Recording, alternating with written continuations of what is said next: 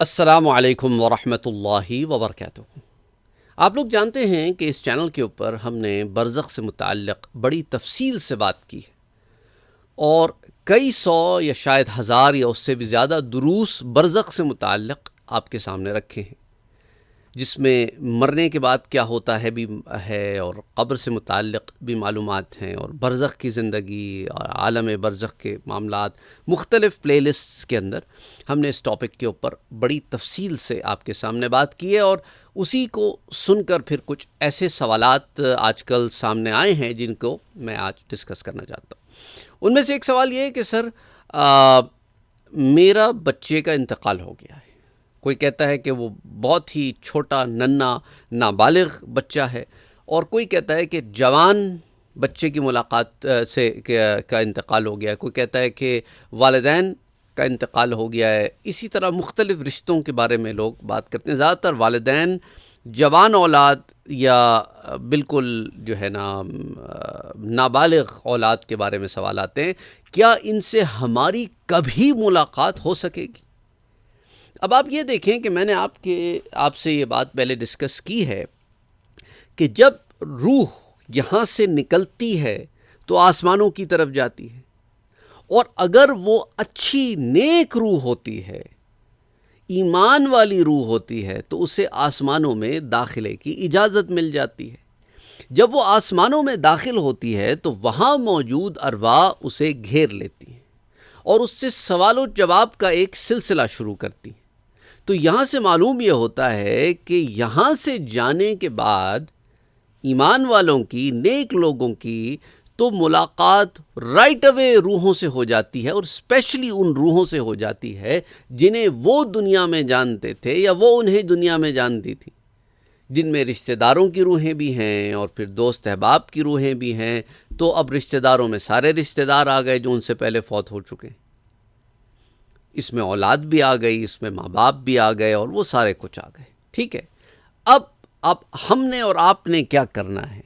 یہ تو پہلی ایک ملاقات کا ذکر کیا نا، اور بھی ملاقاتیں، لیکن یہ پہلی ملاقات کا ذکر ہے۔ ہم نے اور آپ نے کیا کرنا ہے کہ لا الہ الا اللہ محمد الرسول اللہ کا کثرت سے ورد کرنا ہے، کثرت سے، کہ جو لا الہ الا اللہ محمد الرسول اللہ کا کثرت سے ورد کرتا ہے انشاءاللہ اسے آخری وقت میں کلمہ نصیب ہو جاتا ہے۔ دوسرا، آپ نے درود پڑھنا ہے، اور ان دونوں عمل کو جو آپ کر رہے ہیں ان کو ایصال بھی کرنا ہے ان کے لیے جو آپ کے پیارے گزر چکے ہیں۔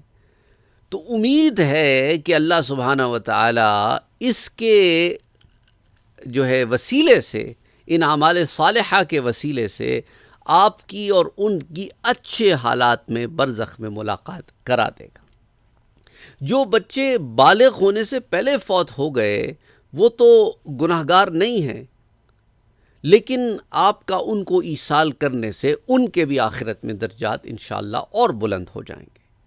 اچھا، یہ پہلی ملاقات کا ذکر ہے جو برزخ کی ملاقات ہے، اور برزخ میں انسان جب قبر میں سوال جواب کے بعد بھی ملاقات برزخ کی موجود ہیں، جس کے اوپر بڑی تفصیل سے ہم پہلے بات کر چکے ہیں برزخ کی سیریز میں۔ تو برزخ میں انیشل ملاقاتیں بھی ہیں، اور اللہ نے چاہا تو بعد میں بھی ملاقاتیں۔ اب برزخ کی زندگی ہمیں جنت میں یاد ہوگی کہ نہیں ہوگی؟ ہو بھی سکتا ہے، نہیں بھی ہو سکتا، واللہ اعلم بالصواب۔ اچھا، دوسری ملاقات ہماری فیملی سے میدان حشر میں ہوگی۔ اعمال نامے کے ملنے سے پہلے تو سارے کے سارے لوگ اس کیفیت میں ہوں گے کہ ان کو کسی کی پرواہ نہیں ہوگی سوائے اس کے کہ میرا کیا بنے گا۔ میں عام لوگوں کی بات کر رہا ہوں، جو اللہ کے خاص بندے ہیں، جو اللہ کے انبیاء ہیں، جو اللہ کے رسول ہیں، ان کا تو معاملہ جدا گانہ ہے۔ اور جو اللہ کے نیک بندے ہیں ان کے بارے میں بھی اللہ نے فرمایا کہ لا خوف علیہم ولا هم یحزنون۔ تو اب انسان اس کیفیت میں ہے کہ میرا کیا ہوگا جب تک نامہ اعمال نہیں مل جاتا، اور جب وہ نامہ اعمال ملنے کے بعد کامیاب ہو جائے گا تو وہ اپنے اہل کی طرف خوش لوٹے گا۔ یہ قرآن ہے، وہ اپنے اہل کی طرف لوٹے گا، بڑا خوش ہوگا، یعنی اسے اپنے نامہ اعمال ملنے کے بعد اپنے اہل و عیال یاد ہوں گے نا۔ پہلے بھی یاد تھے لیکن ابھی کیفیت مختلف تھی. اب جب سرخرو ہو گیا، پاس ہو گیا، جب پتہ چل گیا کہ اللہ نے جنت میں اس کو جانے کا پروانہ دے دیا ہے، تو اب یہ خوشخبری لے کے اپنی فیملی کی طرف لوٹ رہا ہے. تو وہاں پر بھی فیملی سے ملاقات ہے. پھر اللہ نے چاہا تو جنت میں انشاءاللہ تعالی تو پھر تو فیملی سے بڑی ابدی ملاقات ہے. تو یہ مختلف مراحل ہیں جہاں اللہ سبحانہ و تعالی نے انسان کو ان لوگوں کے ساتھ ایک طریقے کے جوڑ میں رکھا ہے. اب دیکھیں برزخ کی جو زندگی ہے وہ ایسی زندگی ہے کہ روح جسم سے جدا ہے پر روح کا جسم سے تعلق ہے. عالم ارواح کی زندگی یہ تھی کہ ابھی جسم روح کو ملا نہیں تھا، تو روح کا جسم سے کوئی تعلق نہیں تھا کیونکہ جسم ابھی وجود میں ہی نہیں آیا تھا. لیکن عالم برزخ میں چونکہ جسم وجود میں آ چکا تھا تو اب روح اور جسم کا ایک تعلق ہے، پر روح جسم میں نہیں ہے. عالم آخرت میں روح جسم میں پھر سے ڈال دی جائے گی. اب لوگ کہتے ہیں کہ کیا میں اپنے نابالغ بچے کو ویسے ہی پاؤں گی یا پاؤں گا جس حالت میں وہ اس دنیا سے گیا تھا؟ برزخ کے بارے میں ہم کچھ کہہ نہیں سکتے کیونکہ آپ جو فزیکلی بچے کو دیکھ رہے ہیں چھوٹا ہے، روح چھوٹی نہیں ہے، وہ اس کا جسم چھوٹا ہے. روح تو کامل ہے، روح تو کامل ہے. تو روحوں کی جو ملاقات ہے اس کے اندر کیا کیفیت ہے واللہ اعلم بالصواب. لیکن روح بچی نہیں ہے، اس کا جسم بچہ تھا.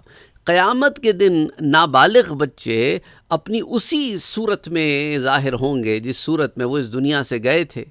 یہاں تک کہ وہ بچہ جو پیٹ میں فوت ہو گیا تھا، جسے ایمبلیکل کارڈ لگی ہوئی تھی، وہ بھی اپنی ایمبلیکل کارڈ لیے پھر رہا ہوگا اور یہ کہہ رہا ہوگا کہ باری تعالیٰ میں جنت میں نہیں جاؤں گا یہاں تک کہ اپنے ایمان والے ماں باپ کو بھی ساتھ نہ لے جاؤں.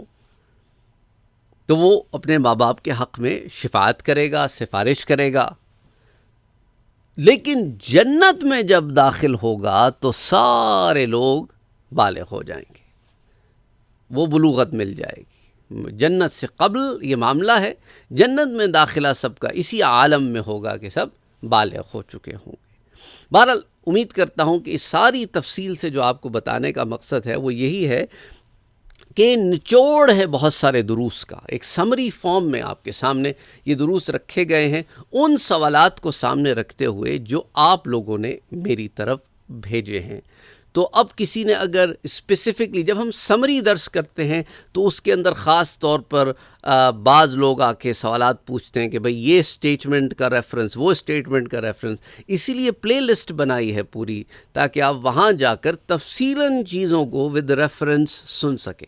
یہاں ہم اختصاراً سمری فارم میں ان کو جمع کر کے ایک کنسائز آپ کو اسٹیٹمنٹ دے رہے ہیں. تو امید کرتے ہیں کہ اس سے آپ کے سوالات کا آپ کو جواب مل گیا ہوگا، اور انشاءاللہ تعالی پھر اگلی دفعہ کچھ اور سوالات کے جوابات آپ سے ذکر کریں گے.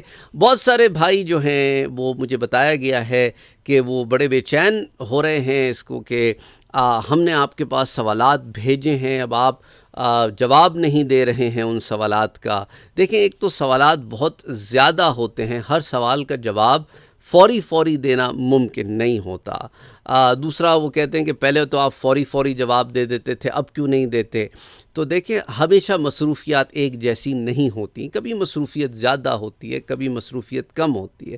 اچھا، کبھی ایسے بھی ہوتا ہے کہ انسان کی طبیعت خراب ہوتی ہے تو اس لیے وہ طبیعت کے خراب ہونے کی صورت میں کام کم کرتا ہے یا نہیں کرتا. کبھی ایسے بھی ہوتا ہے گھر میں کسی کی طبیعت خراب ہو تو بندہ ادھر زیادہ دھیان دے رہا ہوتا ہے، یا کوئی اور مصروفیات بھی ہو سکتی ہیں نا. انسان ہے، زندگی کی مختلف مصروفیات ساتھ لگی ہوئی ہیں.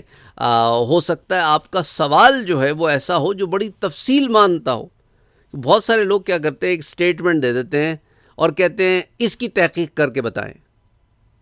اب وہ ایک سٹیٹمنٹ جو آپ نے دی ہے، اب وہ کتابیں، ہو سکتا ہے وہ کتاب میرے پاس ہو ہی نا، یا وہ کتاب مجھے ڈھونڈنے میں وقت لگ جائے، پھر وہ کتاب ڈھونڈوں، پھر اس کتاب میں اس عبارت تک پہنچوں، پھر اس کے بعد اس کے لیے میں اور کئی کتابیں دیکھوں. یعنی اتنا تفصیلاً کام آپ دے دیتے ہیں جیسا کوئی پی ایچ ڈی کے اسٹوڈنٹ کو ریسرچ ورک دیا جائے اور کہا کہ یار کل دیا تھا آج کیوں نہیں دیتے جواب.